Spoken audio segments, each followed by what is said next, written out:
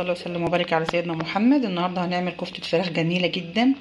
هنقول لو احنا ما عندنا صدر فرخة يكون صغير، عندنا نص ربطة بقدونس، عندنا بصلتين صغيرين وفصين توم، ومعانا الكبة الجميلة بتاعتنا ديت. وهنشوف هنعمل كده. هنحط معانا صدر الفرخة، بعدين هنحط الشبت او الكزبرة، بقدونس،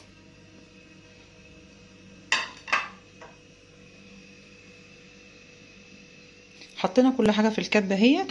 وهنبدا نفرم بقى كل حاجه معانا، نفرم كل المقادير ديت مع بعضها. بصوا كده فرمناها بقت عامله ازاي، بقت جميله. بعد كده بقى هنحط شويه دقيق رز. لو ما عندناش بنجيب شويه رز عاديين خالص ونسخنهم في المطحنه بتاعتنا العاديه خالص زي ما انتم شايفين كده، هنحطهم عليه. طبعا هنحط الحاجه دي بالتدريج لحد ما نشوف، لحد ما تجمد معانا وتبقى متماسكه كده، عشان نعرف ان احنا ايه نحمرها في الزيت وتبقى ايه كويسه معانا يعني. تمام كده. هنحط بقى شويه البهارات بتاعتنا زي ما احنا عايزين، ملح وفلفل اسود، ومعانا جوز الطيب، ومعانا البهارات السبعه. تمام كده. نحط ده كله على المقدار اللي معانا ونقلبه، وبعدين هنصبعها ونحمرها كده. صبعناها اهوت، هنحمرها بقى في الزيت واوريها لكم بعد ما تتحمر هيبقى شكلها عامل ازاي.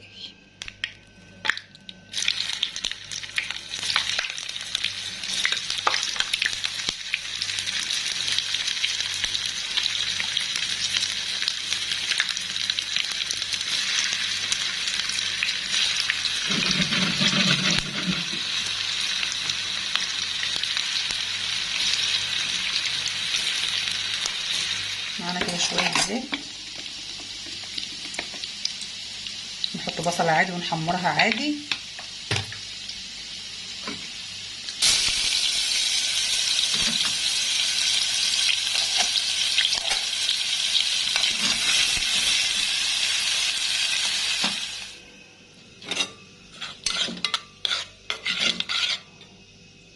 كل اللي احنا هنحطه شويه فلفل اسود ونقطه سكر صغيره لانها صلصه كانت في الفريزر، زائد شويه الملح بتوعنا. احنا اصلا كده كده حاطين التوابل بتاعتنا كلها في قلب الكفته. بدات تغلي معانا اهيت، هنحط كوبايه ميه صغيره اهيت، وهنسيبها بقى تغلي غلوتين، وهنحط فيها الكفته عشان ايه تكمل سوا. كده حطينا الكفته بتاعتنا اهيت، وهنسيبها بس ايه يدوبك تستوي كده في قلب الصلصه ديت، وبعدين نشوفها بعدين.